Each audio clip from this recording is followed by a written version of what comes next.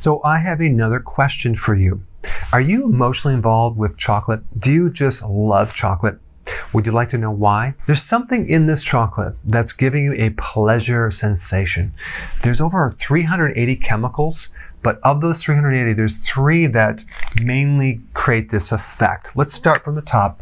First one is called phenylalanine. So what actually is this phenylalanine? It's really just a building block to make dopamine, okay? Dopamine is a neurotransmitter. It's a hormone-like substance that travels through the nervous system and the brain, which is different than actual hormones that travel through the blood, okay? So dopamine is the main neurotransmitter that's elevated when you take drugs. So it's a mood enhancer. Phenylalanine also can increase endorphins. Endorphins are chemical compounds that give you the state of euphoria or just like an uplifted feeling. Now, phenylalanine can also increase something called noradrenaline, which is similar to adrenaline, but this neurotransmitter just helps you feel awake. It's involved in a lot of chemical processes, but it's going to actually just wake you up. It's going to make you feel more alert. Then we have something called theobromine. And don't worry, there's no bromine in theobromine. And the Greek word for theo is God, and bromo is food. So this word comes from the concept of the food of the gods, okay? Theobromine is a very similar chemistry to caffeine, with a slight little difference. So there is caffeine in chocolate, but there's more theobromine. So it's a stimulant. It increases mental clarity, focus. It's also a diuretic, so it's going to make you pee more. It's a vasodilator. Now, the problem is if your liver is damaged. So let's say, for example, you have a fatty liver, or you have cirrhosis, or hepatitis, or whatever.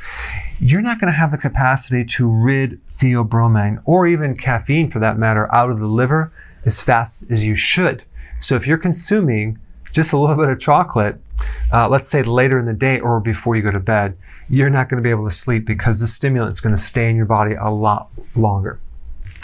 Then we have tryptophan. Okay, this is an amino acid which is a precursor for serotonin. So it turns into serotonin. That is a neurotransmitter that will give you the state of well-being. It makes you feel calm. It reduces stress. It's going to help if you're under anxiety.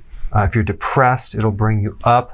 And this is why people consume chocolate when they're depressed, because it's going to elevate your mood. So there's a lot of other nutrients in chocolate that are good for you.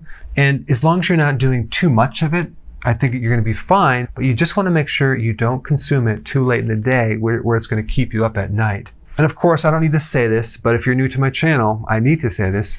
You never want to consume chocolate with all the sugar. There's way too much sugar in chocolate. It's like 30 grams per bar. So that's way too much. You want to buy chocolate that's sugar-free. So when I say sugar-free, I'm not talking about using maltitol, for example. That's really, really high in the glycemic index, so it can really raise your blood sugars. You want to get chocolate with other alternative sweeteners like erythritol, stevia, monk fruit, inulin, xylitol. Those are totally fine. All right, well, thanks for watching. And also go ahead and comment below if you have a severe addiction, an emotional relationship with chocolate. I want to know. Thanks for watching.